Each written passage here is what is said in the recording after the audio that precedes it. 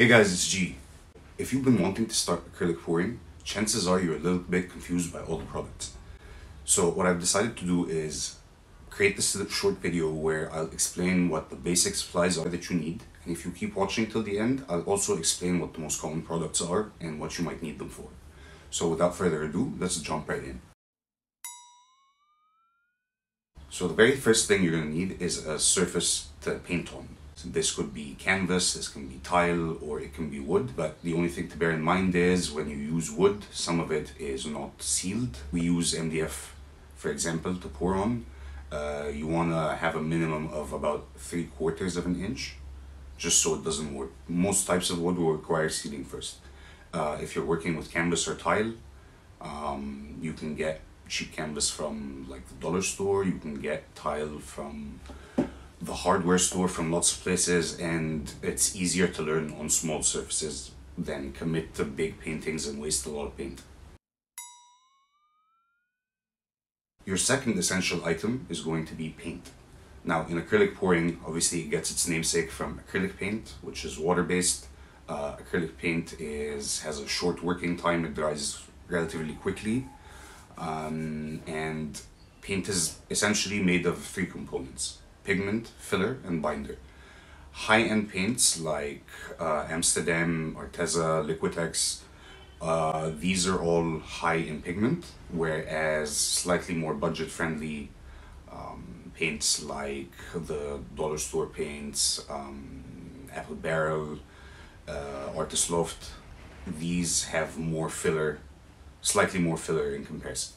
Paints also come in different transparencies, and this is usually denoted on the tube with one of these symbols. And what this means is the paints can go from opaque to fully transparent, and you need to bear this in mind because it affects the tinting power of the paint and how you should layer it. The third essential item you're going to need is what's called the pouring medium. Now, pouring mediums serve to make your acrylic paints flow, as in flow like a liquid, because acrylic paints out of the tube are not actually a flowing fluid.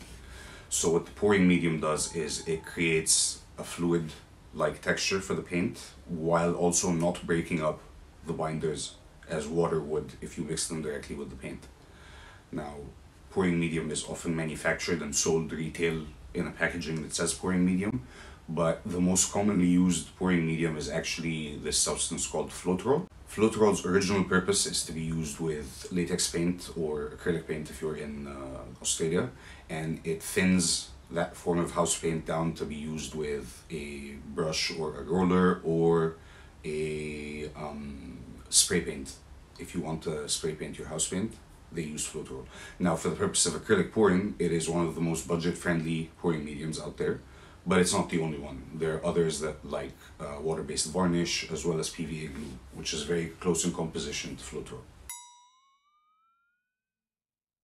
Next is essentially all the auxiliary stuff you're going to need. So you're going to want cups to mix in. They can be paper or plastic. Bear in mind the plastic is easier to peel the paint off of when it dries, so it's easier to reuse. You're also going to want mixing sticks. Some people like to use the big push pins to prop up their canvas. Some people will just use cups. Some people will get wire racks. Think of just something to prop the canvas off the table with. And obviously you will want a tarp because this is a very, very messy hobby. The last item on the list is one that is not necessarily essential, but you have probably seen this effect before in the paintings and most likely want to reproduce it. So I'm going to say for number 5 is cell additive. Now, cell additive is usually something like silicone oil. It is usually an oil, and the only oil amongst a bunch of water-based substances. And if you've ever seen a drop of oil in water, if you mix it with a spoon, what you'll end up seeing is that one drop becomes hundreds of very, very tiny droplets. And that's the same thing that happens in the paint. When you use silicone oil in a color and then cover that up with another color, what happens is the oil rises to the surface, creating these perfect circular shapes that we call cells. And essentially, the way to achieve that is by using what's called a cell additive. This is also possible by altering the density of the paints, but for a beginner, the easiest way is definitely using a cell additive like silicone oil.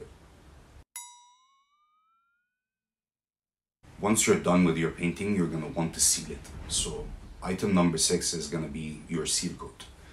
Seal coat is essentially a protective layer that is clear. It covers the paint up so the paint is not damaged by the elements and by light.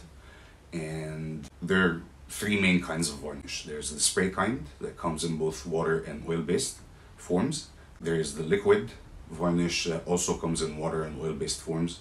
And there's resin, but if you're a beginner, I honestly recommend you stay away from resin in the beginning because it's very temperamental and difficult to work with and has a bunch of safety hazards that you may not be aware of in the beginning. So now you've got your supplies, but you need to know what to do with them and how to mix them.